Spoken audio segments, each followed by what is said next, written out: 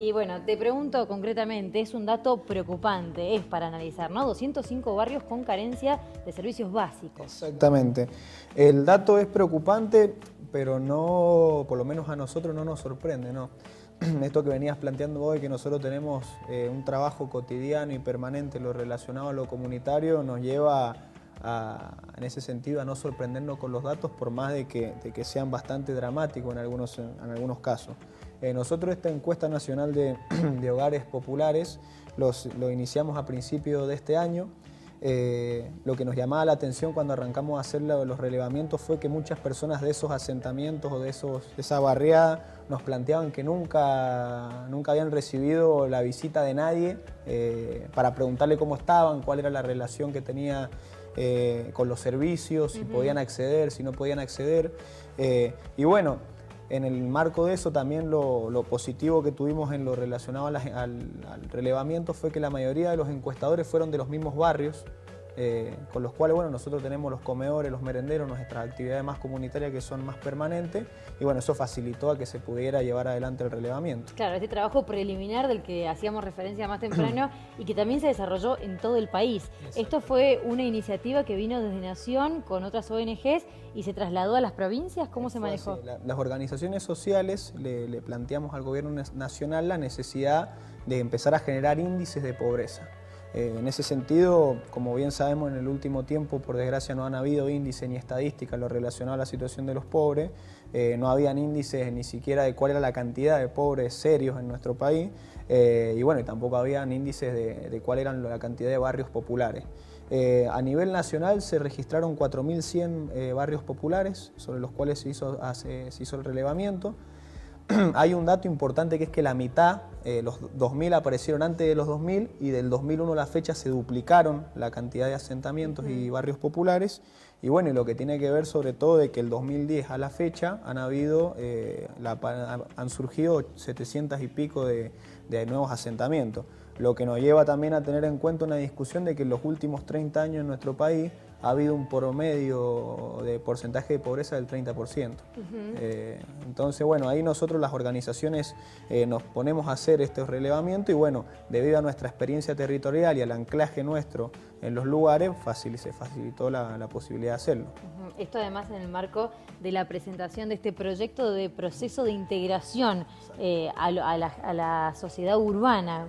¿Cómo se puede desarrollar esto? Porque también leíamos que se le entregan el certificado de la propiedad a los ocupantes de estas casas, muchas veces hechas con materiales que incluso están a merced de lo que sucede con el clima. Totalmente.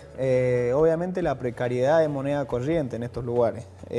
Lo interesante de esto es que, bueno, más allá de que ahora se tiene el diagnóstico, porque si no tenés un diagnóstico no podés tener ninguna manera de abordar el problema al resolverlo, se tiene el diagnóstico y ahora se puede avanzar con la escrituración, con la entrega de certificado de vivienda, lo que va a colaborar a que estas personas que no están pudiendo acceder a los servicios básicos empiecen con los trámites para el acceso a dichos servicios. Claro. Eso va a ser un avance. Ahora, obviamente, tiene que pasar del hecho de la palabra a lo concreto, ¿no?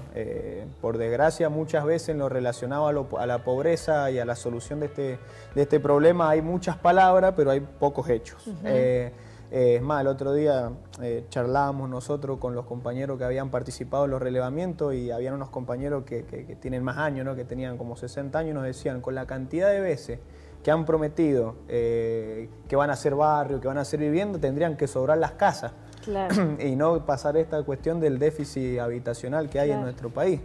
Pero bueno, esperemos que esto sea un puntapié para poder abordar el problema y darle respuesta concreta y seria a esta situación que es tan dramática. Otro elemento a tener en cuenta es que el 40% de las personas que viven en esos asentamientos tienen menos de 20 años y solamente el 3% tienen más de 65. Entonces hay una cuestión de pobreza generacional también que nosotros tenemos que tener en cuenta, porque hace poco salieron los datos de que 1 de cada 2 niños en nuestro país son pobres.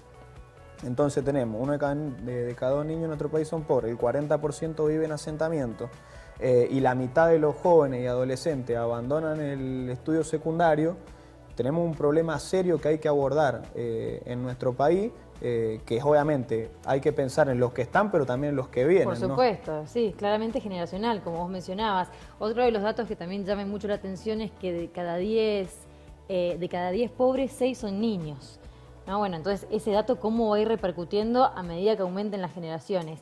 Te consulto incluso sobre esta banalización que existe sobre las villas. Por ejemplo, en Buenos Aires, en la Villa 31, hay posibilidad de hacer un tour turístico.